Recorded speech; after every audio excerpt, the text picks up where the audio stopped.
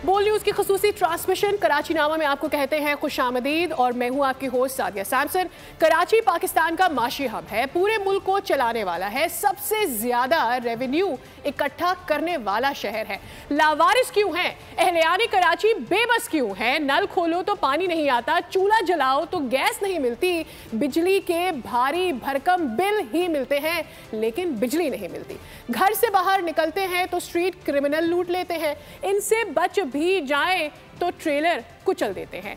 3 करोड़ की आबादी के साथ हर तरह का जुल्म हो रहा है, नाइंसाफी हो रही है, लेकिन जवाब दे कोई नहीं है। बच्चे अगवा होते हैं, ज्यादती के बाद कत्ल कर दिए जाते हैं, कातिल सुलेमानी टोपी पहने आजाद घूमते फिरते रहते हैं। नौजवान नस्ल वीड जैसे खतरनाक नशे तक पहुंच गई है, लेकिन जगह जगह नाके लगाए पुलिस की पकड़ में कोई नहीं आता है। और वजह क्या रिश्वत है या गफलत है, इन सब मसाइल से आज हमें पर्दा उठाना है। इसका होगा आज पोस्टमार्टम। बोल न्यूज़ की खुसूसी ट्रांसमिशन कराची नामा में हमारे नुमाइंदे आपको बताएंगे आंखों देखा हाल, और जो भी वजूहात हैं इस प्रोग्राम के जरिए आप तक पहुंचाई जाएंगी। आगाज करते हैं और सबसे पहले आपको बताते हैं कि इस शहर में हो क्या रहा है। पुलिस की जानिब से दावे किए जाते हैं स्नैप चेकिंग के, कार्रवाइयां और गिरफ्तारियां धरी की धरी रह जाती हैं, बयानात से भी कोई फर्क नहीं पड़ता है। कराची में जराइम थमने का नाम नहीं ले रहे हैं। सुबह, दोपहर, शाम और रात कराची वाले किसी पहर महफूज नजर नहीं आते हैं। ये रिपोर्ट दिखाते हैं आप। कराची में जराइम की वारदातें मुसलसल बढ़ने लगीं। पुलिस जराइम पेशा अनासिर पर काबू पाने में नाकाम। कराची में डकैत मासूम शहरियों को निशाना बना रहे हैं। अमसाल रमजान शरीफ में भी क्राइम का ग्राफ कम ना हो सका। दिन ब दिन बढ़ते क्राइम ने शहरियों को कोफ्त में मुब्तला कर दिया। पैदर पे जराइम और डकैती मज़ाहमत पर कत्ल ने कराची वालों की नफ्सियात पर भी गहरा असर किया। कराची में अब जुर्म के भी नित नए केसेस सामने आने लगे। जनवरी 2025 के अवाइल में मुस्तफ़ा आमिर नामी नौजवान का कत्ल हुआ। तहकीकात आगे बढ़ी तो इंकशाफात का सिलसिला शुरू हुआ जो अब तक जारी है। मुस्तफ़ा आमिर कत्ल केस की तफ्तीशी रिपोर्ट के मुताबिक मुलजिम अरमगान अपने बंगले में कॉल सेंटर चलाता था। कॉल सेंटर में 40 के करीब लड़के और लड़कियां काम करते थे। अरमगान के आसपास 35 सिक्योरिटी गार्ड्स घूमते थे। यही नहीं, अरमगान कुरैशी मुबैना तौर पर अदाकार साजिद हसन के बेटे साहिर हसन से मनशियात लेता था, जबकि इस चेन में कई बड़े बड़े नाम भी सामने आए। कराची में बच्चों के अगवा और लापता होने के वाकयात में तेजी से इजाफा हुआ। रमा बरस 5 बच्चे लापता हुए, इनमें लड़कों की तादाद ज्यादा है। लापता सारिम की लाश रिहायशगाह की पानी की टंकी से मिली। अब्बासी शहीद अस्पताल में पोस्टमार्टम किया गया। पुलिस सर्जन के मुताबिक बच्चे के जिस्म पर जख्मों के कई निशानात पाए गए। मकतूल सारिम के वालिदैन ने पुलिस की तहकीकात पर अदम इत्मीनान का इजहार किया। मेरा मुतालबा है, मुझे इंसाफ चाहिए। मैं रोज़े हशर अपने बच्चे को क्या जवाब दूंगी कि मैंने उसके इंसाफ के लिए कुछ नहीं किया। पाकिस्तान के सबसे बड़े शहर के मसाइल भी बड़े हैं, जिन पर काबू पाने के लिए तमाम मुतालिका इदारों को बेहतर किरदार अदा करने की जरूरत है। कराची के तमाम तर मसाइल का अहाता आज के इस ट्रांसमिशन में करने की कोशिश करेंगे। हमारे साथ स्टूडियोज़ में मौजूद है कफील अहमद हमारे नुमाइंदे, उनके साथ मौजूद हैं खुर्रम गुलजार और हमारे साथ मौजूद है हमारे नुमाइंदे साद शरीफ। इन तीनों से बातचीत करेंगे मुख्तलिफ मामलात पर। पहले चलते हैं खुर्रम, आपकी जानिब आते हैं। कराची में ये कहा जाए कि कराची बेशक हब है और रेवेन्यू जनरेट करता है, लेकिन मसाइल का गढ़ है और क्राइम का गढ़ है, तो ये मेरे ख्याल में गलत नहीं होगा। एक वाकया आज भी पेश आया है जिसपे हमने एक ये जो रिपोर्ट देखी है इसमें तो कई वाकयात का जिक्र है, लेकिन आज का जो ताज़ा वाकया है जिस बेदर्दी के साथ उस फल बेचने वाले ठेले वाले को मारा जा रहा है, उसकी 3-4 साल की बच्ची उसको देख रही है और अजीब सी कैफियत, उसको देखते देखते खुद के ऊपर सख्ता तारी हो जाता है, रोंगटे खड़े हो जाते हैं, अजीब सी कैफियत होती है। कराची में बहुत सारे मसाइल हैं, लेकिन एक जो आज वाकया हुआ है, सबसे पहले तो इस पर मुझे आपसे जानना है कि इस पर हुआ क्या, ये वाकया पेश क्यों हुआ और फिर ये वीडियो जब सरफेस करने लगी तो इसके बाद क्या कार्रवाई की गई? देखिए, ये वाक़या इस तरह से रिपोर्ट हुआ कि ये गुज़श्ता रोज़ ही वाक़या हुआ। रोड पे जो रेडी लगाते हैं, फल फरोश होते हैं, ये मुख्तलिफ़ शाहराहों पे मौजूद हैं। शहर की हर शाहरा को आप देखेंगे, जहाँ से आप गुजरेंगे वहाँ पर आपको यही दिखाई देगा कि रोड के साइड पे जो है वो रेडी वाला मौजूद है, फल फरोश मौजूद है। जब से रमज़ान आए तो इनकी तादाद भी बढ़ गई है। इसी तरह पुलिस जो अपना ख़र्चा निकालती है उसको सीधे से सादे अल्फाज में ये कहा जाएगा कि पुलिस इनसे पैसे लेती है वहाँ से गुजरने के, फिर इनसे फ्रूट भी फ्री में लिए जाते हैं। और जिसका पुलिस एहलकार का दिल करता है वो चलता है और फल उठाता हुआ चला जाता है। तो इसी जो फल फरोश था इसने भी ये इसी बात पे मज़ाहमत की कि आपको अगर फ्रूट चाहिए था तो आप मुझसे कहें, आप ऐसे मेरे ठेले से ना उठाएं। ये कहना उस फल फरोश का जुर्म बन गया, जिसके बाद जो वीडियो वायरल हुई सोशल मीडिया पर उसमें ये वाज़े देखा जा सकता है कि किस तरह से उसने तज़लील की है उस फल फरोश की, और धमकियां भी दी कि उसका बहुत बुरा हशर कर देगा, जिसके ऊपर फ़ौरी तौर पे जो है वो एसएसपी ने जो है वो एक्शन लिया और नोटिस लेते हुए सारा वाक़े के ऊपर इन तीनों अहलकारों को मुअत्तल भी किया। साथ ही जो इसमें ड्राइवर था, मोबाइल ड्राइवर, उसको भी फ़ौरी तौर पे जो है वो मुअत्तल करने के अहकाम जारी किए हैं। तीनों अहलकार शाहरा नूरजहां थाने के अंदर तैनात थे, जिसके ऊपर एसएसपी सेंट्रल ज़ीशान शफीक ने ये फ़ौरी तौर पे नोटिस लेते हुए इन अहलकारों को मुअत्तल किया। और उसके बाद बाकायदा हमने देखा कि डीआईजी की जानिब से एक बाकायदा तौर पर एक पैगाम भी दिया गया कि कोई भी इस तरह के मामले में इन्वॉल्व पाया गया कि रोड पे लगाने वाले फल फरोश हैं या कोई भी रेडी बांध को अगर पुलिस एहलकार किसी तरह से भी धमकी देते हुए, डराते हुए दिखाई दिया तो उसके खिलाफ सख्त एक्शन लिया जाएगा। ये चीज़ें अब तक सामने आ चुकी हैं। शहर में इस तरह के वाक़यात आम हैं। ये तो वीडियो बन गई तो सोशल मीडिया पे वायरल हो गई, जिसके बाद ये फ़ौरी तौर पे हमने देखा कि पुलिस हुकाम ने इस पर नोटिस भी लिया। जी ठीक है कफील, यकीनी तौर पर कराची में क्राइम का रेट जिस तरह से बढ़ रहा है वो तो हमें खुर्रम बता ही रहे हैं, लेकिन कराची शहर में महंगाई भी बेकाबू है। और जब बात होती है रमज़ान का महीना आगाज़ होता है तो बड़े बड़े दावे किए जाते हैं कि हर तरह से इसको कंट्रोल कर लिया जाएगा, एंड दैन फिर हम देखते हैं कि बाज़ार भी लगा दिए जाते हैं, लेकिन कोई भी चीज़ कर्ब नहीं हो पाती। सवाल ये पैदा होता है कि ऐसे में असिस्टेंट कमिश्नर या कमिश्नर साहब कहाँ मौजूद होते हैं? जिन लिस्टों के दावे किए जाते हैं कि वो लिस्टें लगाई जा रही हैं, वो लिस्टें कहाँ होती हैं और आवाम को रिलीफ क्यों नहीं मिल पाता?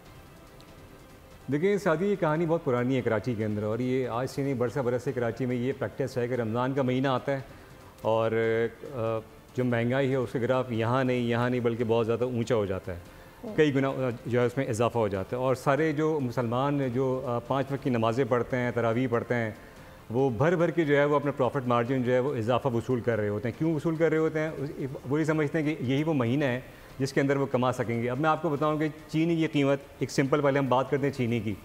चीनी थी, अगर आप बिफोर रमज़ान की बात करें तो वो अप्रॉक्सीमेटली को 145 के आसपास थी। इस वक्त चीनी रिटेल मार्केट के अंदर 170, 175 और बाज़ मार्केटों के अंदर 180 रुपये फ़ी किलो के हिसाब से फ़रोख्त की जा रही है। कौन पूछेगा? कोई पूछने वाला नहीं है। सोने पर सुहागा ये है कि कमिश्नर कराची हसन नकवी साहब ने तमाम चीज़ों के प्राइस लिस्ट जो है वो जारी कर दिए, सिवाय चीनी के। उसकी सरकारी कीमत कोई नहीं है कराची के अंदर, जिसकी जो मर्ज़ी आ रही है वो अपने हिसाब से प्राइस को जो है वो वसूल कर रहा है कराची वालों से। अच्छा, आज के प्राइस अगर मैं आपको बताऊं कि होलसेल मार्केट में जो एक्स मिल्क कीमत थी वो 158 रुपये तक जो है वो आ चुकी है, और उसके बाद जो होलसेल के रेट थे वो 160 से 161 हैं। लेकिन अभी भी रिटेल मार्केट 10 से 12 से 15 रुपये का डिफरेंस मौजूद है, और कराची के अवाम जो है उनसे पैसे बटोरे जा रहे हैं। अब हम बात कर लेते हैं कुछ फ्रूट आइटम्स की। शादी जब आगाज़ हुआ था तो मतलब अगर आप 2 से 3 दिन पहले की बात कर लें, रमज़ान से पहले की, तो मुख्तलिफ जो फ्रूट्स आइटम थे वो उनकी प्राइसेस थी 100, 120 और मैक्सिमम 130। वही अगर हम केले की बात कर लें तो वो आज 150 से 250 रुपये दर्जन। क्या अगर हम कीनू की बात कर लें जी, वो 200 रुपये वाला आज 400 रुपये दर्जन है, फ़रोख्त हो रहा है। और इसी तरह अगर दीगर आइटम्स की बात कर लें तो उसके प्राइसेस भी डबल से डबल हैं। तो ये वो सूरत हाल है। कहीं तो लिस्टों का नाम मौजूद नहीं, और कहीं अगर लिस्ट भी है तो वो लिस्ट जो फल फरोश है उसने वो छुपा कर रखी हुई है, मेंशन कहीं नहीं है, वो उसके अमल दरामद हमें नज़र नहीं आता। अच्छा, एक और भी मसला है कराची वालों का कफील, ये कि एक तो वैसे ही पूरे साल ही गैस बिजली का बड़ा मसला रहता है, लेकिन जब माह रमज़ान शुरू होता है तो गैस लोड शेडिंग का एक हमें चार्ट दे दिया गया था कि जी इस घंटे गैस नहीं होगी, इस घंटे मौजूद होगी। सहर और इफ्तार दोनों ही ऐसे औकात हैं जब आवाम को नहीं मिल रहा है गैस और लोग रो रहे हैं पूरा दिन जाग कर। पहले तो आज इस दिन गैस आ गया, अगले दिन उस दिन नहीं आया, उससे अगले दिन उस दिन नहीं आया, तो ये भी एक बहुत बड़ा मसला है। तो ये जो औकात कर दिए गए थे गैस लोड शेडिंग के, उस पर अमल दरामद क्या हो रहा है इस वक्त? क्या सिचुएशन है गैस की? देखिए साजिए, पहले तो एक चीज़ समझनी होगी कि गैस के जो रिज़र्व हैं मुल्क के अंदर वो हर साल एनुअली उसमें जो है वो डिप्लेशन आ रही है, कम हो रहे हैं। और आइंदा 4-5 साल के बाद SSGC का भी यही जो ऑफिशियल वर्जन है कि आज से 4-5-6 साल के बाद गैस नहीं होगी, यानी जो लाइन से गैस अवेलेबल होती है इस वक्त वो अवेलेबल नहीं होगी, और हर कोई जो है वो गैस सिलेंडर इस्तेमाल करने पर मजबूर होगा। एक तो इस चीज़ को समझना। दूसरी बात ये है कि इस वक्त जो उन्होंने शेड्यूल जारी किया था उसके बाद से हुआ ये था कि जो मुख्तलिफ इलाकों के अंदर, अगर हम बात कर लें कराची के जो ऐसे एरियाज़ हैं जो टेल एरियाज़ कहलाते हैं, अगर हम बात कर लें किमाड़ी की, हम बात कर लें औरंगी टाउन की, हम बात कर लें लांडी के एरियाज़ की हम बात कर लें, गडाब के एरियाज़ की, तो ये वो इलाके हैं कि जहाँ पर गैस पहुँचते पहुँचते या तो उसका प्रेशर इतना लो हो जाता है कि वो आप उस पर खाना तैयार नहीं कर सकते, ना ही सहरी की तैयारी जो है वो कर सकते हैं। तो यही सूरत हाल है। और दूसरी अहम वजह यह है कि जो इस किस्म के एरियाज़ हैं कि वहाँ की जो लीकेजेस हैं और जो गैस लाइंस हैं, गैस पाइपलाइंस हैं, वो इतनी ज़्यादा डाउनवर्ड पोजीशन में है कि वहाँ तक गैस का पहुँचना जो है वो इंतहाई दुश्वार हो जाता है। अब सूरत हाल में कदर कुछ हद तक आप कह सकते हैं, किसी हद तक जो है वो बेहतरी है। तमाम अभी भी कराची के बहुत सारे एरियाज़ ऐसे हैं कि जहाँ सहरी के अंदर और इफ्तार में जो है वो गैस अवेलेबल नहीं है और लोग जो उसके सिलेंडर्स हैं उसके इस्तेमाल करने पर मजबूर हैं। और जबकि क्लेम यही किया जा रहा है कि जो है वो इस वक्त रमज़ान के इफ्तार में और सहरी में जो है वो गैस की फराहमी को यकीनी बनाया जा रहा है। इसके अलावा अगर हम बात कर लें तो ऐसे बहुत से एरियाज़ हैं कि अपना, जिस तरह मैंने आपको कोट किया कि केमाड़ी का एरिया ऐसा है कि जहाँ गैस आती ही नहीं है। मतलब वहाँ के रिहायशी जो रिहायशियों से मेरी बात हुई, उनका कहना है कि ना सहरी में गैस है, ना इफ्तार में गैस है, ना दोपहर में गैस है, ना रात में गैस है। 24 घंटे उनके पास गैस मौजूद गैस ही नहीं है। सही। तो ये ऐसे एरियाज़ भी हैं और ये तमाम सूरत हाल कमोबेश कराची के ऐसे बेशतर इलाकों के अंदर है। और जहाँ गैस थोड़ी बहुत आ भी रही है तो वो प्रेशर इस काबिल नहीं कि उसके अंदर खाना, उस पर आप खाना तैयार किया जा सके। ये एक मसाइल है कराची में। और इस पर दोबारा आऊंगी कफील आपके पास और जानेंगे कि लेकिन क्या उनके घरों में गैस का बिल आ रहा है और फिर बिजली की क्या सूरत हाल है, इस पर भी बात करेंगे। साथ मुझे आपकी जानिब आना है। एक तो डंपर माफिया सरगर्म है और फिर इसके खिलाफ हमने देखा कि कुछ अर्से पहले थोड़े से बिजी नज़र आए हमें गवर्नर साहब, और उन्होंने कहा कि अब अगर ऐसा होगा तो मैं ट्रकों के सामने खुद आके खड़ा हो जाऊंगा, डंपर्स के सामने खुद आकर खड़ा हो जाऊंगा। फिर याद दिलाया गया कि जी इसके ऊपर तो कोर्ट का हुक्म भी है और कैसे ये डंपर बिन टाइम आ जाते हैं सड़कों के ऊपर और कौन से ऐसे इंडस्ट्रियल एरिया है वहाँ पर भी अगर चल रहे हैं, यानी Korangi area and so on और एरियाज़ में भी चल रहे हैं, तो उस पर भी क्या इनका कोई टाइम है, किस टाइम चले नहीं चले। ये बताइए कि इस वक्त क्या सिचुएशन है, यानी अगर हम इस महीने की बात करें तो अब तक कितने एक्सीडेंट्स हो चुके हैं, क्या रोकथाम की गई है डंपर माफिया को रोकने के लिए, क्या उनके औकातकार को बेहतर किया जा सका है या नहीं? जी बिल्कुल सादिया, बहुत एक हॉट टॉपिक यहाँ पर आज डिस्कस हो रहा है। मैं ये समझता हूँ कि अगर सबसे पहले बात की जाए आदाद शुमार के ऊपर, तो रवा साल के ऊपर अगर मैं आपको बताता चलूँ तो तकरीबन 197 लोग जो कि मुख्तलिफ ट्रैफिक हादसात में कराची के मुख्तलिफ इलाकों के अंदर जो है वो जाँ बहक हो गए। 197 लोग, जिनमें से 149 जो है वो मर्द इसके अंदर शामिल हैं, जबकि इसके अंदर 21 जो है वो ख़वातीन हैं। और अगर मैं बात करूं छोटे बच्चों की तो तकरीबन 27 इसके अंदर छोटे बच्चे भी शामिल हैं। ये रवा साल का सिर्फ मैं आपको फिगर बता रहा हूं, ये इससे कबल जो थे वो बहुत ज़्यादा जो है इसका रेशो है। ये रवा साल का अगर इसका रेशो निकाला जाए तो अगर मैं बात करूं रोज़ाना की बुनियाद पर तकरीबन 75 दिन के अगर हिसाब से बात की जाए तो तकरीबन 3 लोग रोज़ाना ट्रैफिक हादसों की नज़र हो जाते हैं। और अगर जो आपने सवाल किया, बहुत ही अच्छा सवाल था, हैवी ट्रैफिक का जो इस वक्त शहर के अंदर एक बड़ा संगीन मसला इसको जो है वो समझा भी जा रहा है। मुख्तलिफ हाई प्रोफाइल्स की जानिब से ये बताया जाता है, प्रेस कॉन्फ्रेंस भी की जा रही हैं, मुख्तलिफ जो इसके मुतालिका शोबे हैं वो भी बैठ के बात करते हैं। लेकिन क्या एक्सीडेंट्स रुक रहे हैं? बिल्कुल नहीं। क्या हादसात में कमी आ रही है? बिल्कुल नहीं। इसका जिम्मेदार कौन है? बहुत सारे सवालिया निशान यहाँ पर सामने आ रहे हैं। अगर मैं बात करूँ 197 जो ट्रैफिक हादसात हैं, इनमें से हैवी ट्रैफिक में से 61 ऐसे जो है वो एक्सीडेंट्स हैं जिसमें 61 लोग जो है वो जाँबाग हुए, बल्कि मैं इसको जाँबाग नहीं, मैं इसको कत्ल कहूँगा। 61 लोग जो है वो इसमें कत्ल हुए हैं हैवी ट्रैफिक के अंदर। एक तरफ आप फिर बात वहीं से शुरू होती है जो कराची के मसाइल हैं। एक तरफ आप कराची को पानी नहीं देते, जब छोटा बच्चा पानी भरने के लिए नल के पास जाता है तो वाटर टैंकर उसको रिवर्स करते हुए कुचल जाता है, जिम्मेदार कौन?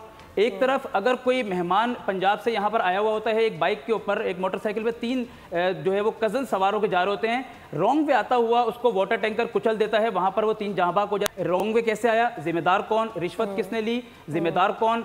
एक बाप और बेटा जो अपनी फैक्ट्री जा रहे होते हैं। ये एक्सीडेंट्स जो है ये क्राइम में बदल जाते हैं, इन अफराद को पकड़ा नहीं जाता है। आखिरकार होता क्या है इन लोगों के साथ? क्यों ये केसेस वाइंड अप या क्लोज नहीं हो पाते हैं? खुरम, आपकी जाने मुझे आना है। इतने सारे ड्राइवर्स हैं जिनके बारे में ये पता चलता है, कुछ तो भाग जाते हैं, बहरहाल एक तो उनका डाटा नहीं मिलता है। ये डाटा रिट्रीव क्यों नहीं हो पाता? इनकी गिरफ्तारियां अमल में नहीं आती, गिरफ्तार हो जाते हैं तो छूट जाते हैं, कोई केस आगे नहीं चल पाता, ये क्या मामला है? देखें, जब से ये इशू हाईलाइट हुआ और जो हालात सामने आए, क्योंकि गुज़श्ता साल 2024 में 750 से ज़ायद अफराद इन ट्रैफिक हादसात में जाँ बाग हुए थे। रवामा की बात करें, जो साथ ने जैसे बताया, अभी 197 अफराद जो कि जाँ बाग हो चुके हैं।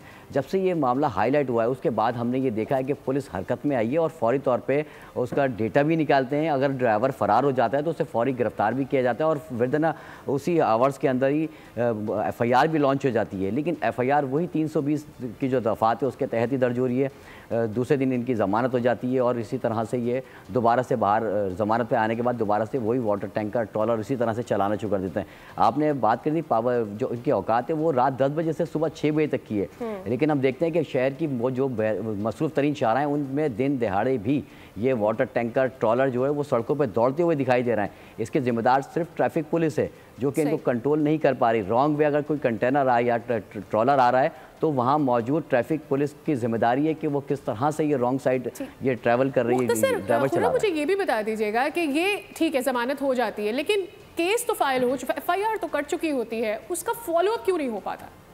देखें, दूसरे दिन ज़मानत होती है, उसके दूसरे दिन वो जो ट्रॉलर होता है वो भी वहाँ से पुलिस उनको छोड़ देती है, ज़मानत लेकर आ जाते हैं, रिलीव ऑर्डर हो जाता है क्योंकि वो 550 में बंद किया जाता है। बहुत मामूली से दफ़ात हैं जिसमें थाने से भी ज़मानत हो जाती है। लेकिन जब से ये मामला हाईलाइट हुआ है अब बाकायदा तौर पे पुलिस को जो है वो कोर्ट तक जाने की जहमत करनी पड़ती है, फिर वहाँ से जो है वो ज़मानत जाती है। क्योंकि ये मामला इस वक्त एक हॉट टॉपिक है कराची का। कफील, आपकी जाने मुझे आना है। इससे पहले हम गैस के बारे में बात करते हैं। आपने कहा कि लग ऐसा रहा है कि 4-5 साल में कराची में किसी के पास भी गैस अवेलेबल नहीं होगा, हमें सिलेंडर गैस के ऊपर इक्तफा करना पड़ेगा। लेकिन पानी और बिजली का क्या होगा? क्या हम पानी और बिजली के लिए भी यही खड़े हैं? क्योंकि पानी तो हम टैंकर से डलवा रहे हैं बहुत सारे इलाकों में और बिजली आती नहीं है।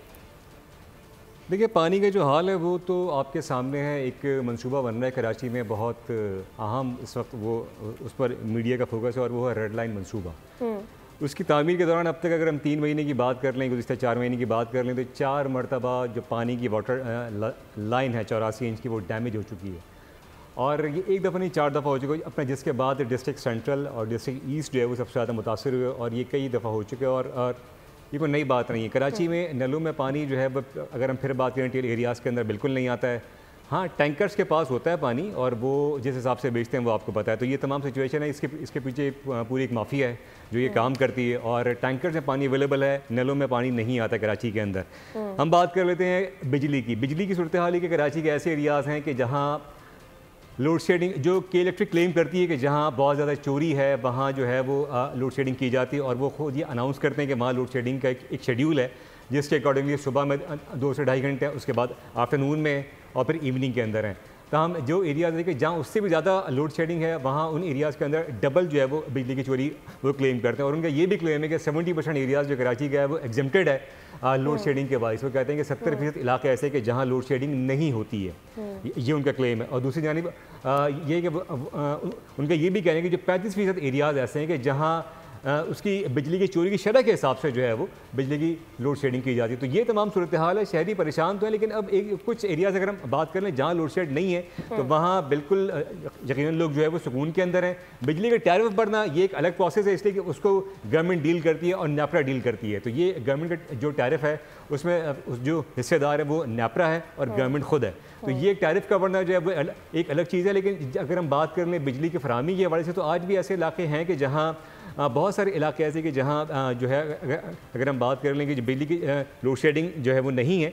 और बहुत सारे अगर हम स्पेशली लांडी की बात करें, लियारी की बात करें, केमाड़ी की बात करें, मंगोपीर की बात करें, एंड ये वो एरियाज़ हैं कि जहाँ लोड शेडिंग बहुत ज़्यादा है। और बहुत सारे एरियाज़ के अंदर अगर 2.5 घंटे का स्पेल होता है तो रात के औकात में भी चौथा स्पेल होता है। तो अगर आप अंदाज़ा कर लें कि 12 से 13 घंटे की लोड शेडिंग इन एरियाज़ में होती है। लेकिन के इलेक्ट्रिक कहती है कि यहाँ बिजली की चोरी बहुत ज़्यादा है जिसके बायस लोड शेडिंग की जाती है। और वो कहते हैं कि हम करेंगे इसलिए कि अगर वहाँ चोरी पर कंट्रोल कर लिया जाएगा, जो कि उनकी बुनियादी जिम्मेदारी होती है, इसलिए लोड शेडिंग की जाती है। लेकिन आखिर इस बिजली चोरी को रोकना किसने है? ये काम किसका है? और फिर इस बिजली को इक्वली पूरे शहर के तमाम लोगों में किसने डिवाइड करना है? ये काम किसका है? कफील, आपका बहुत शुक्रिया। हमारे आज की इस ट्रांसमिशन के मेहमान थे खुर्रम गुलजार। आपने हमें क्राइम की सूरत हाल से आगाह किया, आपका भी बहुत शुक्रिया। और साथ हमारे साथ मौजूद थे जो कि हमें ओवरऑल इंफ्रास्ट्रक्चर के हवाले से बता रहे थे कि कराची में आखिर ये इंफ्रास्ट्रक्चर के मामला क्या हल होंगे। और यहाँ हाँ, इस वक्त आज हम कहाँ खड़े हैं, क्या कोई उम्मीद है कि आगे बेहतरी हो सकती है। ट्रांसमिशन का वक्त इसके साथ ही हुआ है ख़त्म। अगले हफ्ते आपसे मुलाकात होगी और बात करेंगे कराची के मज़ीद मसाइल के हवाले से भी। हमारे साथ रहिए, देखते रहिए बोल न्यूज़, देखते रहिए कराची नामा। सब्सक्राइब करें और बेल दबाएं ताकि कोई खबर रह न जाए।